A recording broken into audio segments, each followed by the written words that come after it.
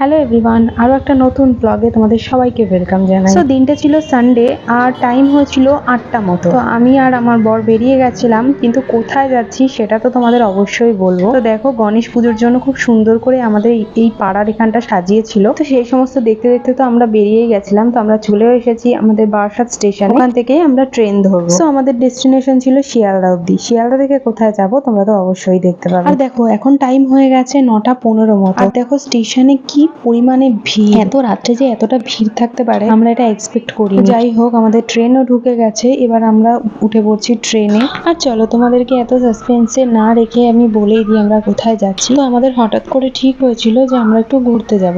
আর ঘুরতে যাব বললে দুদিনের ছুটিতে আমরা কাছাকাছি যেটা দেখতে পাই সেটা হলো দীঘা। আমরা বেরিয়ে গেছি দীঘার জন্য। এখন আমরা শিয়ালদা স্টেশনে নেমে পড়েছি আর এখানে দাঁড়িয়ে আছি বাসের জন্য।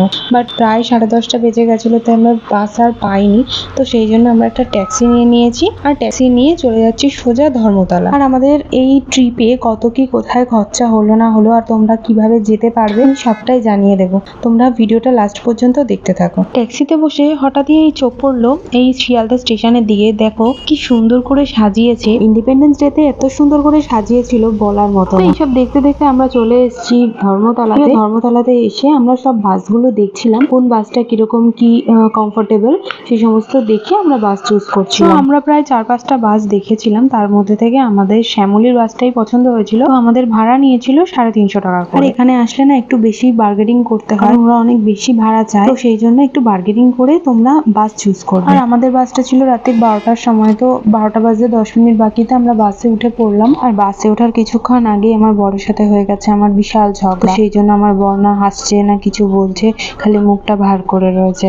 আর দেখো 12টা 57 বাজে, আমাদের বাসটা অলরেডি ছেড়েও দিয়েছে ডিপো থেকে। আমরা যখন ধর্মতলাতে ছিলাম তখনই দেখছিলাম যে ঝিরিঝিরি করে বৃষ্টি হচ্ছে। আমরা ভাবছিলাম যে দীঘায় যেন বৃষ্টি না হয়। আমরা যখনই বাস থেকে নামলাম, জাস্ট নেমেছি আর দেখছি ঝিরিঝিরি করে বৃষ্টি পড়ছে। ব্যাগ থেকে ছাতা বের করতে পুরো হাফটা ভিজে গেছি।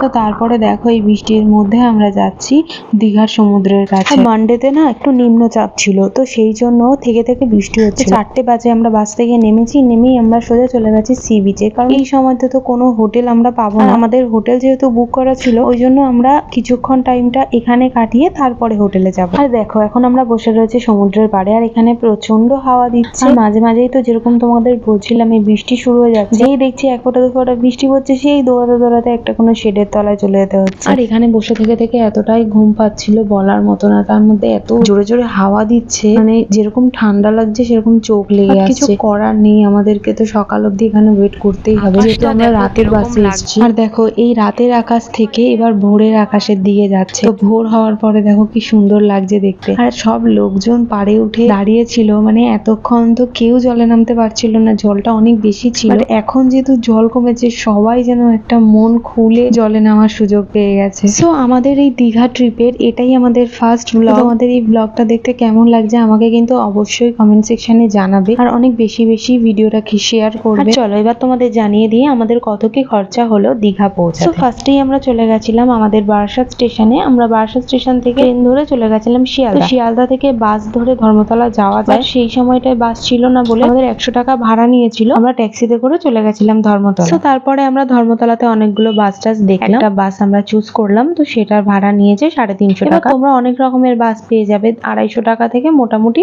বাসের প্রাইস স্টার্ট হয়ে যায়। তো ভিডিওটা তোমাদের কেমন লাগলো আমাকে কমেন্ট সেকশনে অবশ্যই জানাও। ভিডিওটা যদি ভালো লেগে থাকে তাহলে please like, share and subscribe অবশ্যই করবে। ফেসবুক পেজটাকে অবশ্যই ফলো করে দেবে। বাই।